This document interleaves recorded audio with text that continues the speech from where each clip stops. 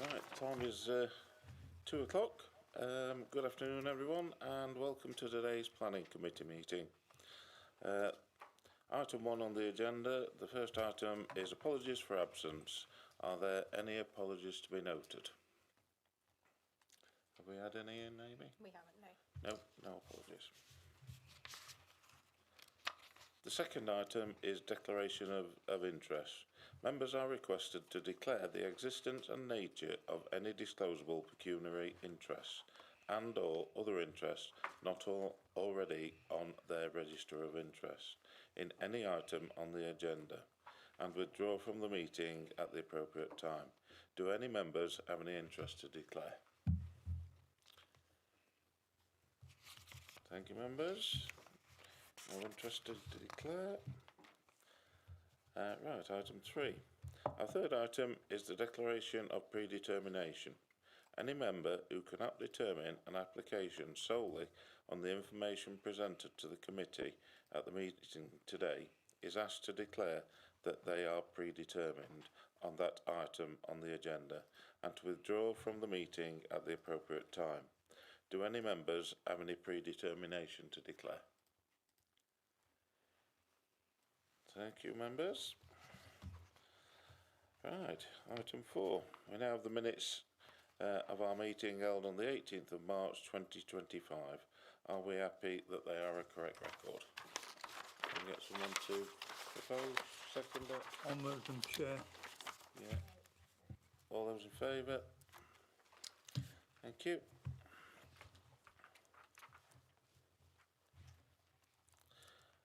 The first application is in respect of land to the south of Greenacres, Langer Lane, Wingworth. This is planning reference NED stroke 24 stroke 0050 stroke MFL. I'm now going to hand over to Graham Cooper, the planning officer, to give us a brief presentation on the application. So over to you, Graham. Thank you. Thanks, Chair. So, as Chair just said, this item is application reference 24/00506/MFL. So it's the installation of a ground-mounted solar PV array together with associated infrastructure, stock fencing, access gates, CCTV, access tracks, on-site biodiversity net gain and associated works is on land to the east of Langer Lane at Wingworth. So just as a quick update, so late representations have been received and are included in the summary update report forwarded to members yesterday. And just an item of clarity with regards to the officer report, we state that the panels are 3.8 metres in height, but the submitted plans show that they're a maximum of 3 metres. So just to be clear that the applicant has confirmed that the panels will be no taller than 3 metres. We can also confirm that the independent landscape advice that's referred to in the officer report is online for members to view and has been for a week or so now. So anybody who wants to review that can look online. So the proposed development represents inappropriate development in the Greenbelt, but officers consider that the benefits would outweigh the harm to the Greenbelt and represent very special circumstances. Therefore, officers recommend the application for approval. So this first slide illustrates the site shaded in orange. The application site sits to the south of Chesterfield Borough Council's boundary, which is the dark green line that you can see on the plan. Wingworth lies to the south and the site lies in open countryside which is washed over by Greenbelt. So it's a more zoomed in version of the site plan. You can see Langer Lane running from along the western edge of the site, and that leads into Wingworth to the south. The site is currently used for agriculture and is edged to the north by Birdholme Brook, which is in a flood zone. You can see Spate Hill Wood, a designated wildlife site, to the southwest of the application site. And to the west, you can see, to the northwest, you can see the Chesterfield Golf Club. And there are footpaths which cross through the golf club and onto the raised ground to the north of the application site, which you can just make out, and that kind of the greyed out grassed area to the north of that plan. So this is the location plan, and the site covers an area of 7 hectares. So this is the proposed site plan. The scheme includes solar panels and the associated infrastructure, including access track down the left-hand side of the site and a small compound with substations. The panels will have capability to generate clean energy for approximately 2,760 properties. So this is the landscape planting proposal, which includes the reinstatement of a hedgerow along the southern edge of the application site. Additional planting is also proposed near to the site entrance and around the compound area. There's also a standoff from the Birdholme Brook to the north. So this is an example of the panels proposed. They'll be a maximum of 3 meters tall and between 3 and 6.5 meters apart. So these next couple of slides illustrate some of the structures that are required within the solar farm. This is one of the substation buildings. These are another couple of cabins that will be on site. So there's no battery storage proposed on the scheme. This is a plan illustrating the site access and achievable vehicle splays onto Langer Lane. So some minor changes are proposed to the site access, and once construction works are completed, the gated access will be set back 6 meters into the site to allow vehicles visiting the site to get clear of the highway. Now this is a screenshot from our mapping system illustrating the key viewpoints identified in the Wingworth Neighbourhood Plan in relation to the application site. The 2 arrows pointing north on the plan are the most relevant. So these include potential views from Chartwell Avenue, which is to the west of the site, and also views from Longedge Lane to the south. So there's a couple of photos taken from those positions. So this is a view from Longedge Lane close to the junction with Hockley Lane. So this was taken last summer near to the bus shelter opposite Hockley Lane, looking back towards the proposed development. Within the late representations document, I've tried to highlight the approximate position of the proposed development. This is the same photo taken yesterday, just for comparison at a different time of year. This is another view taken from Longedge Lane, further along Longedge Lane. So this is to the northwest of Hunloke Park School. So it's on the dogleg of Longedge Lane. There's no footpath along this stretch of road, but this is right on the corner, and you can see the application site in the distance. This is the same shot taken yesterday. So this photo is taken again last summer from the raised ground that I talked about to the northwest of the application site. This parcel of land is, as I discussed, crisscrossed with footpaths and connects a housing estate to a footpath leading through Chesterfield Golf Club. The solar farm will be seen to the left of the tree centre of shot and cut across to the left-hand side of this picture. So this is the same photo taken yesterday, just as a comparison. And that concludes the presentation.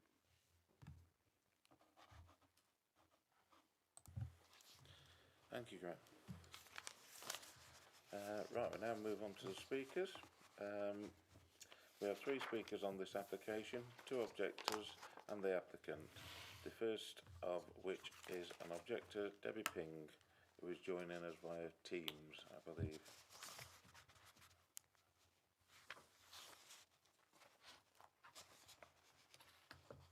Can you hear me? Hi, Debbie. Hello, Yeah. can you hear me? Yes, we can. Okay. You've got 3 minutes whenever you're ready. Okay, good afternoon. I'm speaking on behalf of my mum who lives on Florence Close, which is one of the nearest affected roads. and also as someone who grew up in Wingworth myself. This type of development, I believe, should be on a brownfield site. It's far too near houses, and it will give an industrial look to the space between Wingworth Village and part of Langer Lane, which is the Chesterfield Borough part. The green belt really should be an absolute last resort, but I don't believe in this case that's appropriate. Ethical Power recently produced a document, quite a long document, arguing that this should be reclassified as grey belt.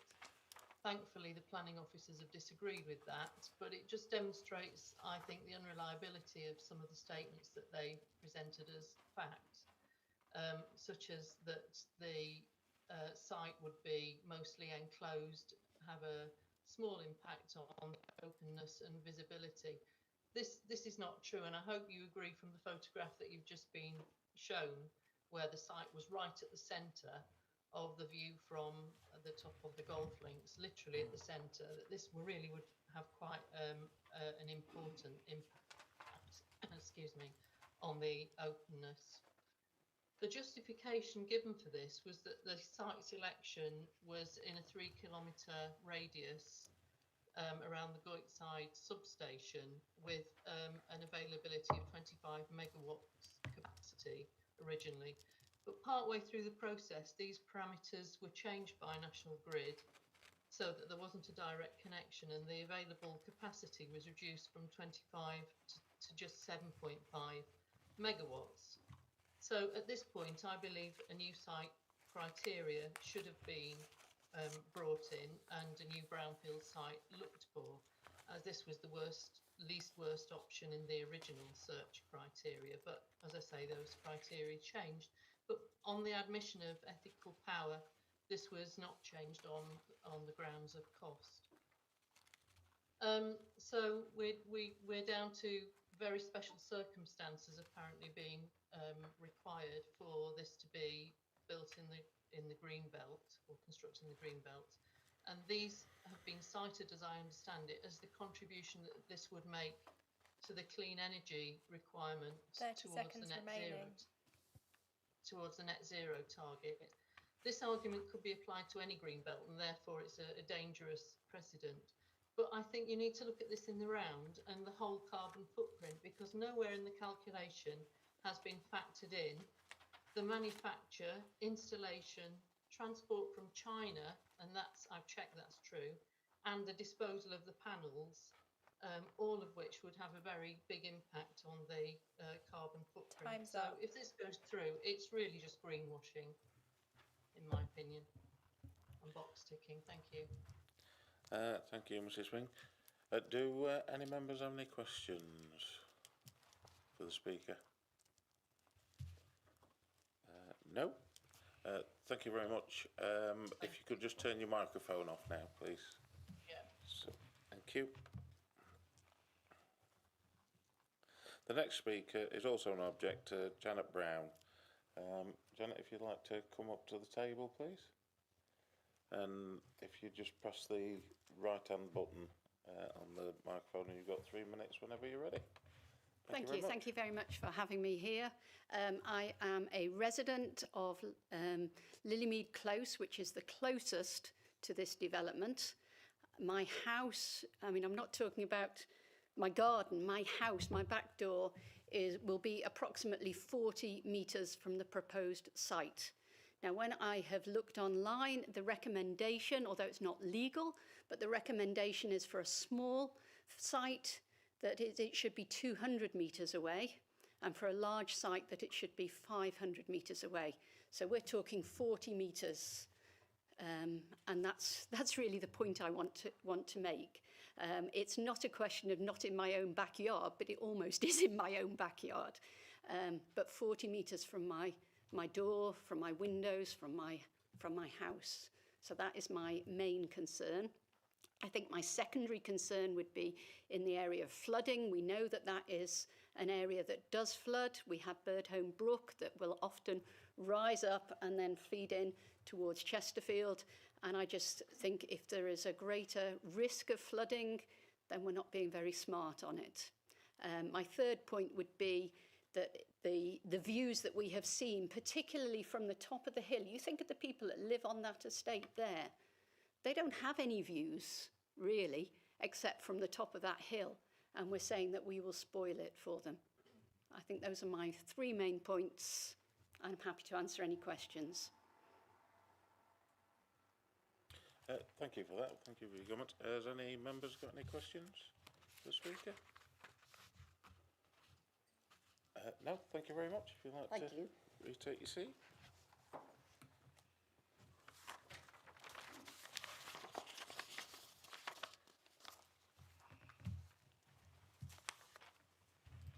Right, the next speaker is the applicant, Jeff Dummett.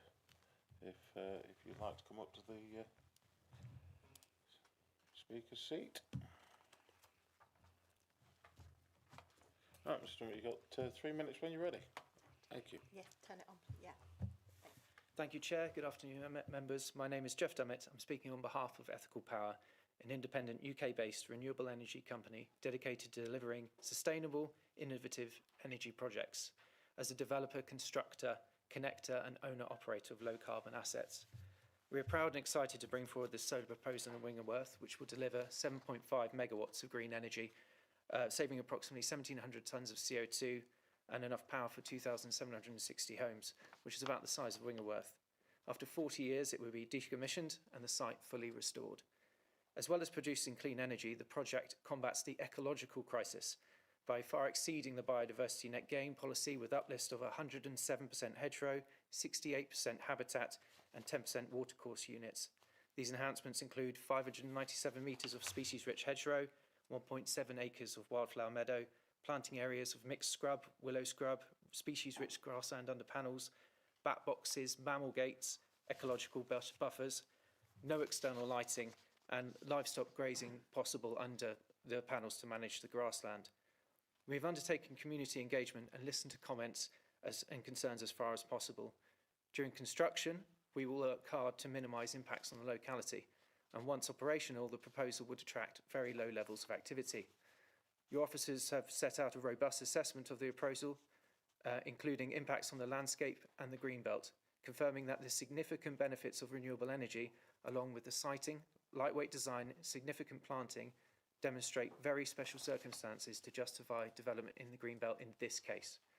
The context of this application is against the climate and ecological crisis affecting all communities. The Clean Power 2030 Action Plan and NPPF sets a clear direction that a once-in-a-generation shift in approach and in pace of delivery is required to achieve clean power by 2030. Unprecedented volumes of clean energy projects are needed and required to start building within the next 6 to 24 months. Grid constraints are a critical barrier to delivering clean energy. With the grid connection agreement secured, we will be able to connect and generate by 2027. It is critical that capacity and connections are utilised where they exist. We would like to thank your officers for their professionalism and hard work. As a result of this, no objection has been received from technical specialist consultees, and the case officer has recommended the application for approval. 30 seconds. We hope that you can also endorse this recommendation and allow us to work with Council to take a major step in tackling climate change in North East Derbyshire. With the Chair's permission, I'll be happy to take any questions. Thank you. Councillor Foster. Thank you, Chair. My concern is around, first of all, location and where you intend to connect to the grid. Yep. It's in our papers that you intend to connect to Goitside substation, and I don't see any justification why that's been made there. I'd be happy to hear that. So we've got Goitside substation as a starting point. Mm-hmm. You've then drawn that circle around and looked at an area around and looked at suitable plots of land, 6 of which are in the greenbelt, and there's 7 to choose from. Now, I know you don't have to do that, I understand that, but you have done it to look so it looks as though there has been some sort of choice. My concern is that we haven't looked at this on a wider basis. Mm-hmm. So we've looked at it just from around this particular connection, just from this particular substation. When we look at things like this as councillors and as local elected members, we generally look in a much larger scale. Now, we don't look there is a question, Chair, by the way, in case you're concerned. We look at it on a much larger scale, and we look at it generally on a county-wide scale, which is why county-wide there's 2 documents, and I don't see them mentioned here at all. I'd happily take this from planning officers later and let this be confirmed, but I don't see it in your presentation. One of them is the Derbyshire Spatial Energy Study 2022, which is, I think that's a 94-page document, and also the Vision Derbyshire Climate Change and Planning Guidance, which is what we use, that planning guidance. Now, I'm sure officers will have referred to it, but it's not here in front of us. Now, that's something which we are party to as a district council. We subscribe to that. Yep. And we're a signatory to it. That was done in 2023. What that means is we look at things on a county-wide basis. We're not just looking at 7 sites and that one has to be to this substation. And what I would make the point of, here, I'm sitting here as a planning member, as a district planning member, but I'm also a county councillor. I understand and know that there are plenty of areas which, much like the lady said earlier who spoke by teams, there are lots of areas in Derbyshire which are brownfield. We're not short at all when it comes to delivering on sites. What we are short of is delivering on sites in this particular area to this substation. But we're not short when it comes to county at all. And we've got these 2 documents that we should be looking at as councillors which show that. Thank you, Chair. So any response you've got from my comments? Okay, yes, thank you for the opportunity for commenting on that. Yes, so I think the starting point is the challenge that we are currently set in terms of delivering clean power by 2030 and taking opportunities for a grid connection wherever they exist. And unfortunately, the starting point for any renewable energy project is the capacity within the network and the information that's available at the time. So this site has been under development for almost 5 years in terms of the initial contact with the landowners and the site search around the capacity of the substation. And the information that available is that there was capacity available at that substation, and then you undertake your land search around that capacity to find suitable sites. Now, when you've engaged and found an available site and someone that is willing to partner with you on bringing a site forward, you submit a grid collection application and you can secure that capacity. Now, under that point in time, we were made aware that 7.5 megawatts was available, but what we're not able to do is move that point of connection or move our site.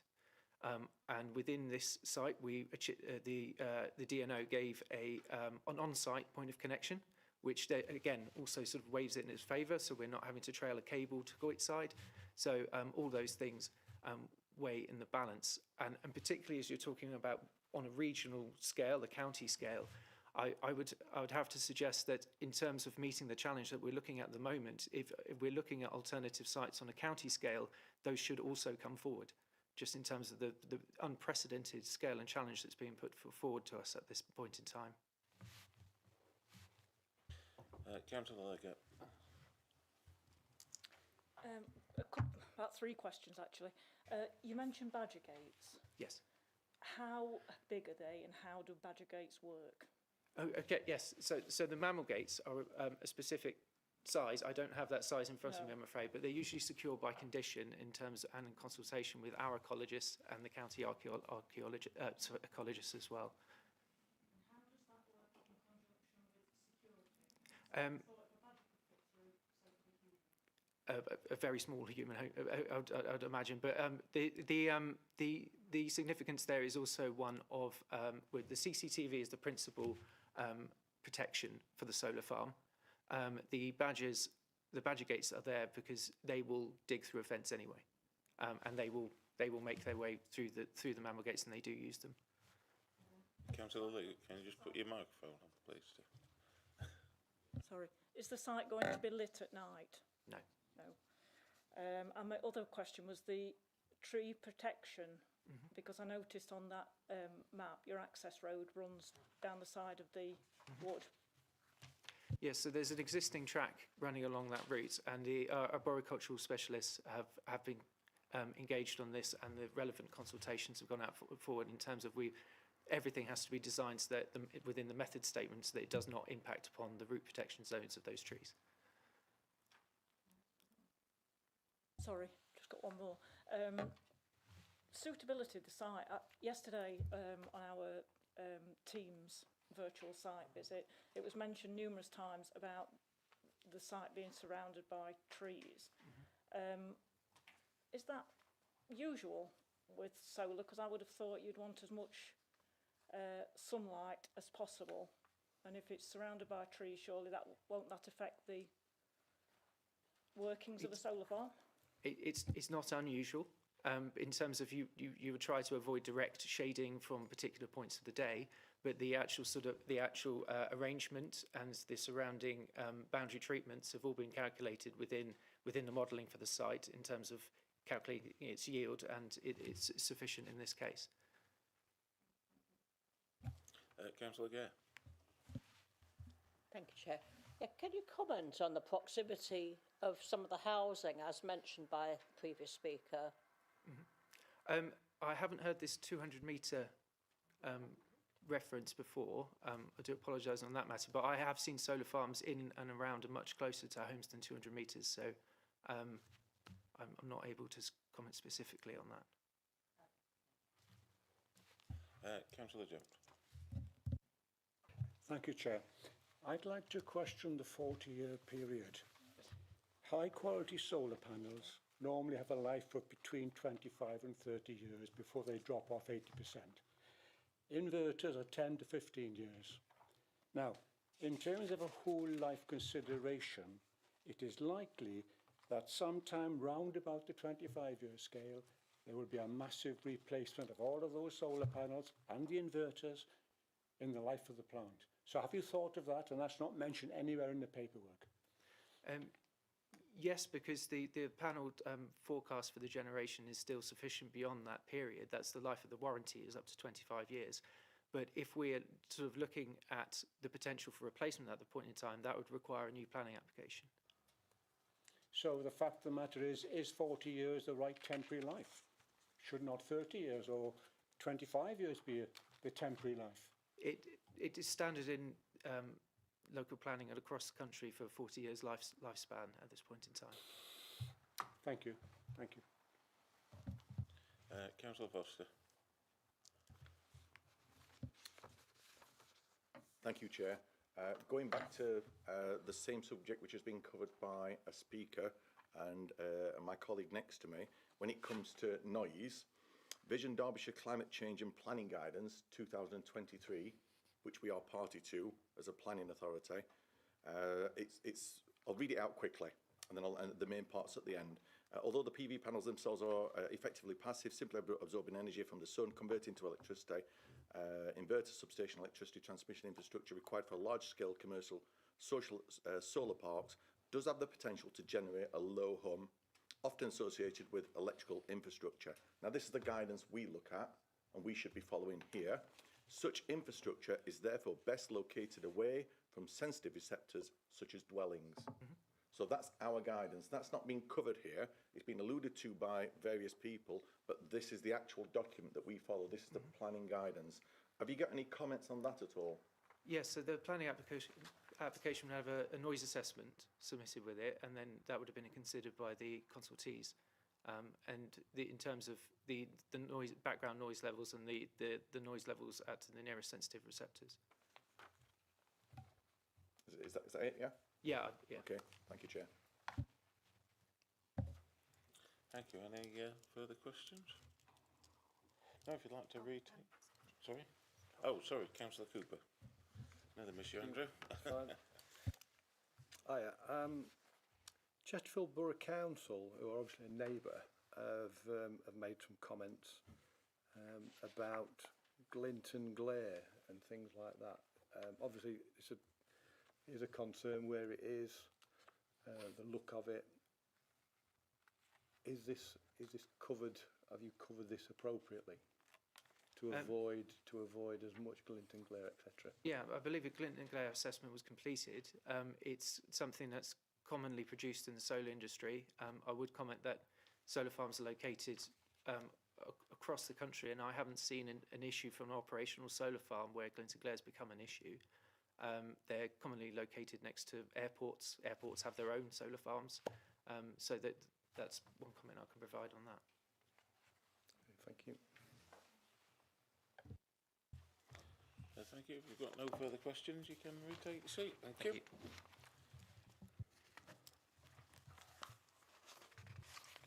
Right then, members, it is now time to ask any questions of the officers. Any questions for officers? Councillor Liggett. Yeah, I noticed 4.15. The Flood Authority has asked for a detailed drainage scheme. Has one come forward?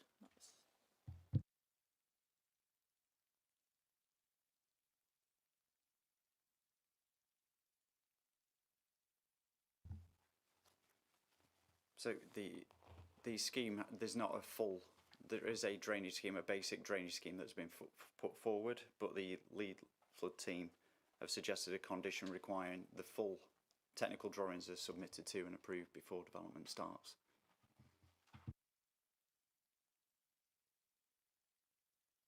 Councillor Jones. I'd like to go back on this 40-year temporary period, if I may.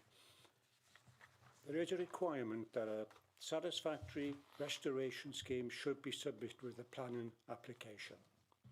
My question is, will Ethical Power still exist, if you excuse me, in 40 years' time?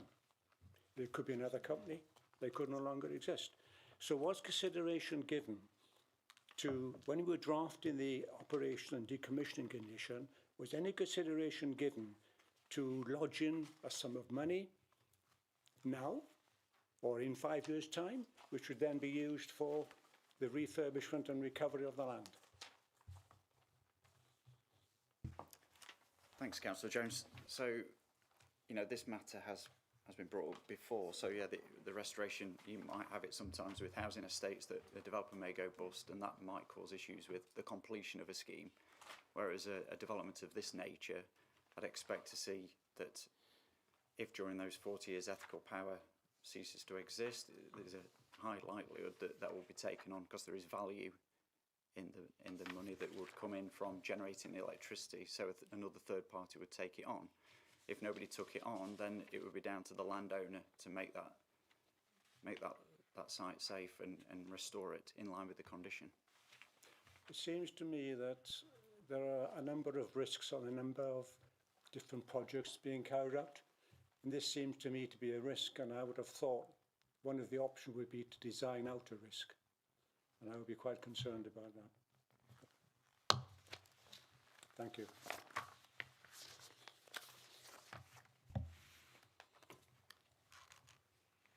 Councillor Jones, can you just turn your mic off? Sorry. Councillor Foster. Thank you, Chair. Yeah, you've probably got a guess already what question I'll be asking. It is regarding those two studies, the Derbyshire Spatial Energy Study and the Climate Change and Planning Guidance. When I look at this, it doesn't look at all like we've considered those. I'm sure you've got those documents and you know that we are party to them as a planning authority, and yet there's no reference to them in the papers whatsoever. There's no reference to, and it's only one small point, there's no reference to the noise, apart from the study that we've heard has been done but supplied by the applicant. There's no reference to that, and there's no reference to any of these things. And for me, like I said earlier, something as big as this should be considered on a regional scale. Now, I know at the minute we've only got local planning authorities for North East Derbyshire, but that's why we have this regional guidance to be following. That's why all district councils in our area are party to this. It was done collaboratively, this work, but there doesn't seem to be any reference to it. So that's the first question I've got. Thank you, Chair. Okay, thanks, Councillor Foster, for the question. Yeah, I thought that might come up. So, yeah, thanks for that. So, these documents are kind of high-level guidance documents prepared by Derbyshire County Council in conjunction with the district councils. But I would suggest that, you know, they date back to 2022-23. So, you know, the kind of renewable landscape has shifted quite considerably since that date. And we've took a view on the latest PPG guidance and the NPPF, and also the latest kind of clean energy document that's come forward by the government in December. which is referred to in the officer report, which is the real push for renewables. So I think that I don't believe there are any specific sites put forward in those documents. They are purely guidance, and I don't know if David or anybody else has any other words to kind of add to that, but you know, they are guidance and they are outdated at this stage, and we've considered the PPG and MPPF and the local plan. I think only to add, Chair, on a slightly separate point, but in terms of environmental health, they were consulted on the application and raised no objections to the proposal. So in terms of the relevant considerations, clearly they're the experts in relation to noise as well as other matters.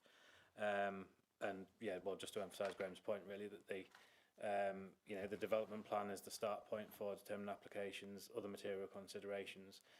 Guidance can form material considerations, but the weight to be given to those will be very much dependent on when they were produced and what's happened in the intervening period.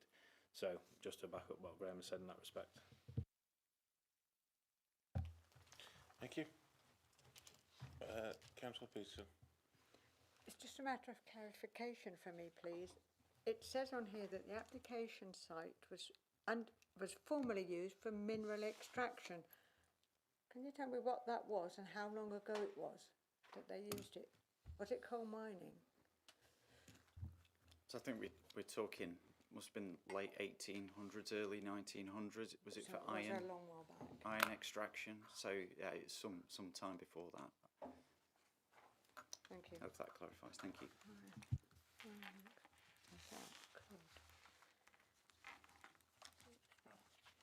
Oh, sorry. Just for a point of clarity, can you answer the 40-metre distance question that was put forward by one of the speakers with relation to distance from the site? Thank you. So yeah, I'm not aware. I was aware of the comments made by the objector about the 200 and 500 metre separation, but I'm not aware of any guidance in the PPG, the MPPF, or in our local plan about those separation distances. And each case is on its own merits, and we've considered the glint and glare, the noise from such a site, and the general amenity on neighbouring residents. So yeah, I'm not aware of those kind of restrictions. So yeah, I think each case on its own merits. Thank you, Graham. Any further questions for officers? Councillor Jones. When you look at the consideration of the benefits delivered by this solar farm, it's not quite as simple as it seems. The Clean Power Act 2030 stipulates solar power target of 45 to 47 gigawatts by 2030. Currently installed is about 16.6 gigawatts. This proposal is 7.5 megawatts. That figure represents, taking 45 gigawatts as a basis, this 7.5 megawatt represents 0.017% of the target for 2030. That compares to the current installed capacity of 36.9%. I don't think the benefits of 0.017% contribution to the 2030 target is really heavily in favour of allowing this solar farm to go forward. Have you got it does not clearly outweigh the harm. Is it your own questions? So the question is, are you clear in your mind that this does outweigh the harm? Because I'm not. Thanks, Councillor Jones. Yeah, I think what we have to accept is that the targets set by the current government are extremely high, and every scheme has a job to make a contribution to that need. And just to point out, in the MPPF, we need to be careful at paragraph 168 that we don't require applicants to demonstrate the need for renewables. So we just need to be careful about that argument. I think we took the view that the Greenbelt harm, there is substantial harm to the Greenbelt, and so the weight of very special circumstances are that the public benefits, the ecology, that the applicant's got a grid connection, they can start generating electricity quickly and get that into the grid. That all contributes to to the benefits that officers have weighed that will just tip it finally over the balance of granting permission. Thank you. No further questions from officers? Right, I will now open the floor for debate. Councillor Liggett. Well, personally, I'm very concerned about policy SDC3, because not only is this green belt, but it's also peak fringes, as it says at 7.38. And I personally can't see, I know I disagree with Graham here, but the very special circumstances, because the only very special circumstance I can see is it's easier for the energy firm to transport the electricity from there. But I just can't see any other special circumstances not to lose part of the green belt and to have that area of the peak fringe that's obviously, you can see it's very open and can be seen from surrounding areas, including footpaths and the golf course. I don't see the special circumstances, not when we've got, as Mark said, that many areas of brownfield sites in the county. Thank you. Thank you. Any other contributors? Councillor Foster. Thank you, Chair. I'd like to mention the comments made by DCC. Normally we get very few comments from the County Council, and it's rare here do they oppose anything at all, including the recent Dykes Lane battery development. We hardly ever get any kickback from DCC, and in this case they've decided as a council, as officers, sorry, they've decided as officers to oppose this in their comments. We've also got another large body which has got involved in this this time, which is the Campaign for Protection of Rural England, and without just repeating what's said, they talk about supporting these, much like I do. I'm like all of us. I'm in support of solar and wind, absolutely, and of meeting those new government targets that we've got now. Completely in support. But like it says here, they must be appropriate and they must be in the right place, and first and foremost in brownfield land. And we do have that brownfield land in Derbyshire. It's clear that we have it. There's enough evidence for it. But perhaps the last body I'd like to quote, which I'm very much in agreement with, in the best comments by far, come on page 17 at 4.39, are the comments by Chesterfield Borough Council that it would result in harm to the greenbelt as openness would be reduced and the solar farm's contribution to meeting the country's energy is not sufficient to justify the development and does not constitute very special circumstances. That sentence in its own is what I think we should be looking at. It echoes what Councillor Jones said earlier. So we've got three bodies there, which for me are pointing quite clearly to not giving this planning permission. And perhaps lastly, in the debate, and I'm sure we'll be discussing this later on when it comes to appeals, we've got to be, and I've said this before, as a planning authority and as a committee, we have to make brave decisions on behalf of residents. We do have to do that, and we did that in the case of the Dykes Lane battery site, and I was there at appeal along with planning officers, and we were supported by the planning inspectorate in our brave and courageous decision in protecting the interests of residents. So I'd like to see exactly the same in this case. We can do this. There are other places this can be put. Thank you, Chair. Thank you. Any other comments from members? On to the debate.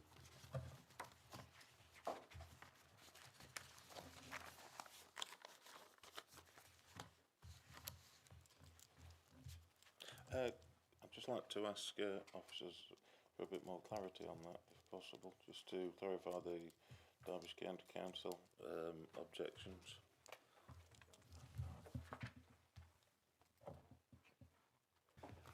Yeah, thanks, Chair. So the comments from the County Council, the full comments are available to view online. I've just summarised them in the officer report. So they do have concerns, and it seems to focus on whether or not the very special circumstances have been evidenced. And officers at North East Derbyshire, we've taken the view that they have tipped over for us being able to support development. So they also talks about mitigation of the local wildlife site, and that's also been covered in conditions and the comments from the DWT. And it also covers the matters relating to the community fund, which is not a material planning matter, but is something that is in the mix and is referred to in the officer report. And again, Chesterfield Borough Council, you know, they have raised concerns, but they're not party to the entire discussions and not had to come to a decision on the evidence that's been put forward to them. And officers have taken the view, as we've laid out to members, it's a finely balanced decision to recommend approval. If I can, Chair, just to add on to the back of what Graham's saying there, I think it is important to note that during the course of assessing this application, officers did raise concerns with the applicant about their initial case in terms of the very special circumstances, particularly in relation to the site search. The recent appeal decision Councillor Foster's referred to in Colaston, obviously a different scheme, and it is important to say that each site should be assessed on its own merits. However, there are relevant points from that appeal, one of which is that there isn't anywhere written down a requirement for a developer looking at land, a site in the Greenbelt, to undertake a site search. But the conversation that we had with the applicant, I think, is not dissimilar to the Colaston case, which we did recommend for refusal, in that there needs to be clarity in terms of what the applicant's very special circumstances case was. And initially, there was some element of a site search, but it did weigh heavily around the fact that this site had been selected. It wasn't clear what alternatives had been looked at. When the parameters changed, as has been referred to by members in the debate, in terms of the amount of energy that can actually be accessed to facilitate this development. So the size is significantly reduced from the initial site search that the applicant undertook. So as a result of that, officers asked for more information to be presented by the applicant that identified sites that would be potentially suitable to accommodate this development that is now being proposed. So that's additional information that has come in since some of those initial consultation responses. So I just wanted to highlight that point, and also, I suppose, in doing so, make it clear that officers do consider this to be quite finely balanced, and we weren't convinced from what came in initially. Councillor Foster. Thank you, Chair. Seeing as this is the debate part of the meeting, and as usual, my debate is not with my colleagues and fellow councillors, my debate is with planning officers. I'll come back on just a couple of those points. You've said, much as you said earlier, that there is substantial harm to the Greenbelt. Those are the planning officers' comments. That's what I'm looking at, the substantial harm.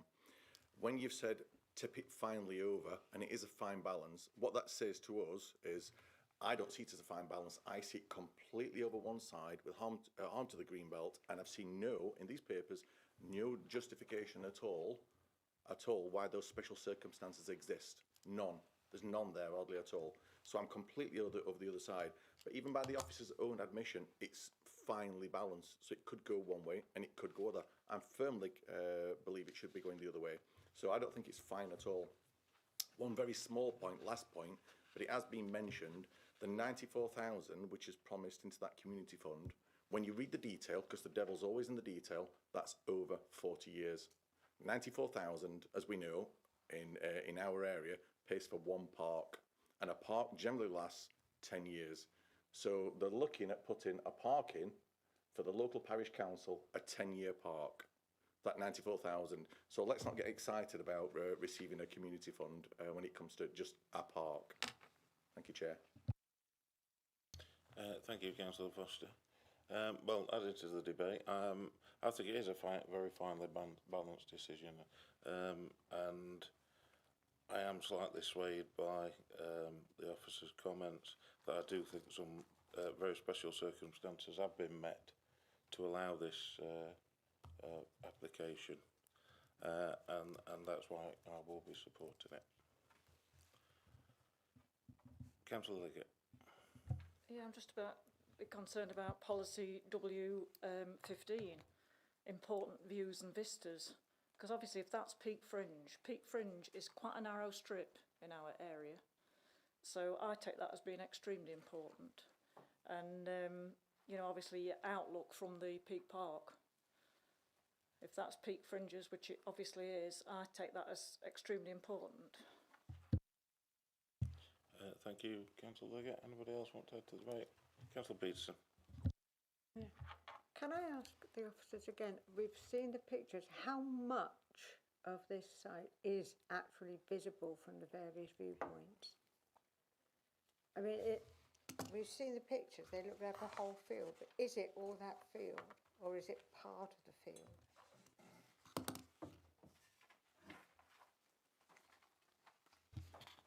So, Councillor Peterson, sorry. yeah, sorry. If you look in the late reps document, that's probably quite a useful kind of starting point. What I've tried to do is just highlight. So the first picture on page 6 is the view from the raised ground to the north. And the blue line kind of gives an indication of how far the solar farm will extend from the bottom of that picture to the blue line. So it projects probably about 300 metres, I would have thought, tops. So, you know, the gap between Chesterfield and Wingworth is probably about 1.2 kilometres at that part. And then the other view, on the next page, you've got another picture, which, apologies for how crude the sketch is. It might be worth us just putting up a picture onto the screen. That might be helpful. So, but that indicates how far and at what distance. You know, you're talking, the view from there is over 700 metres away. And that is a view taken from me kind of peering from the middle of the road, you know, towards the application site. So, you know, there's no footpath on that stretch, it's on the other side of the road. And so we've tried to highlight that it is seen in the backdrop. I'll just go into the point about the landscape character. So the landscape character is secondary aims. It is classed as that kind of peak fringe, but that peak fringe covers quite a large area. And this is, if the landscape comments that we got from our independent officer suggested that the landscape harm in this circumstance would be moderate. So, you know, we don't believe that, you know, if the landscape harm was greater, we think that would tip the kind of harm over into us not being able to recommend approval. So it was together with the very special circumstances that we've outlined in the report, together with that landscape harm, is that the benefits would just tip over to us being able to grant permission. So if that just clarifies. And if you want to see another picture on the screen, we can bring that up.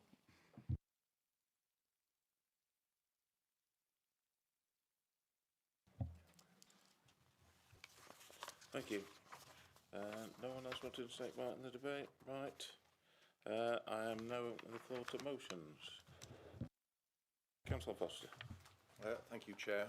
As you'd expect, as you probably heard from my comments so far, for myself, I consider it inappropriate development in the green belt, and the benefits do not outweigh the harm to the green belt, both spatial and visual, and that the very special circumstances haven't been met. So I propose that we refuse planning permission for this application. Specifically, local plan SS9, SDC 12, in that it doesn't protect the immunity of local residents, SDC 3, harm to landscape, SDC 10, significant adverse effects on landscape, against the NPPF 153, 168, 143, 154 and 155. Some of those are against some, and some of the ones that aren't fulfilled. And against the neighbourhood plan for Wingerworth, specifically W16, in that it roads settlement separation, and against W16, that one, and W15, as Councillor Liggett's just mentioned, W15, which is views and vistas. So all those to be quoted in that proposal. Can I second it, please? Thank you. Thank you, Councillor Leggett. Right, we've got a motion put forward. It's been seconded. We'll put that to the vote.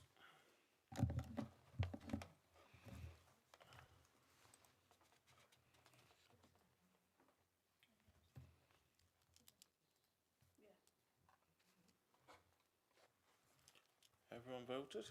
That's very even.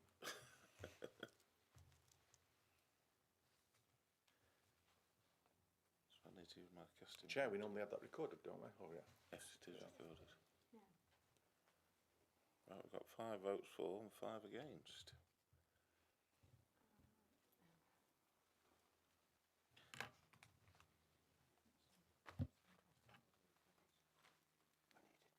Right, well, I'm going to again vote against that motion. Use my second vote. So that is rejected.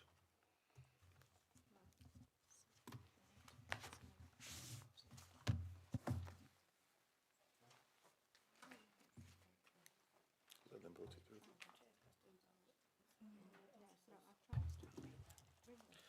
Right. Well, I'm going to propose from the chair that we go with officer recommendation on this application. I'm going to go with officer recommendations that we go with this application and accept it. Have we got a seconder for that? Thank you, Councillor Rouse. Right, we'll put that to the vote then, please.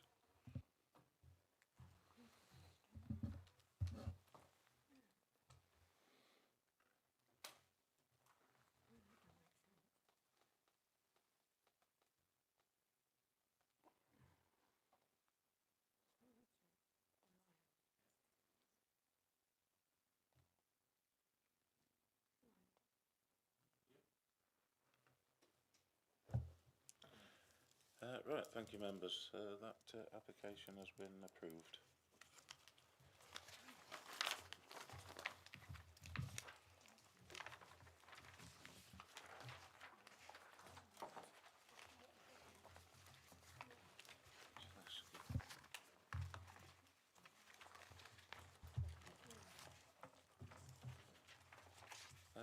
Right, I'll now move on to item 7, planning appeals. I'll now ask the officers to run through the next report, appeals lodged and determined. Over to you again, Graham. Thank you. Yeah, thanks, Chair. So I'll just quickly run through these. So we've had one appeal lodged. So that's a retrospective application for a stable block. That's at Killamarsh. So I understand that that's stable within the Greenbelt. It's next to another stable building which was previously allowed appeal. So we've refused it on Greenbelt terms and on a technical reason because there was no coal mining risk assessment submitted. So the next one at 2.1 is an enforcement appeal that's been lodged. So this is against an enforcement notice for a implement store and log store at Car Barn Farm. So this is to the south of Wessington. So this is a kind of isolated farmstead from memory, and the structures have been built outside the domestic curtilage. So officers have dealt with that. They refused that application. Then it went to appeal. The appeal was dismissed, and now we've got an open enforcement case to. They've appealed the enforcement case that we've put on them. So the next one is the appeals allowed. So we've had a 2-storey dwelling and garage and new access at Birkenstyle Lane at Shurland. So we refused it on design, and the inspector considered that it wasn't harmful to the character and appearance of the area and allowed that application. We've had another enforcement appeal allowed, and this is a change of use of land for keeping of horses at Eckington. So the inspector considered that the material change of use occurred before 2013 and continued without any significant interruption, and it had done for at least 10 years, so we were unfortunate to lose that appeal. So the next one at 2.3, appeals dismissed. So we had an application at Hilltop Road, Dronfield. It's quite a recent appeal decision, and hopefully members have all seen that one. If you haven't, it's a really good one.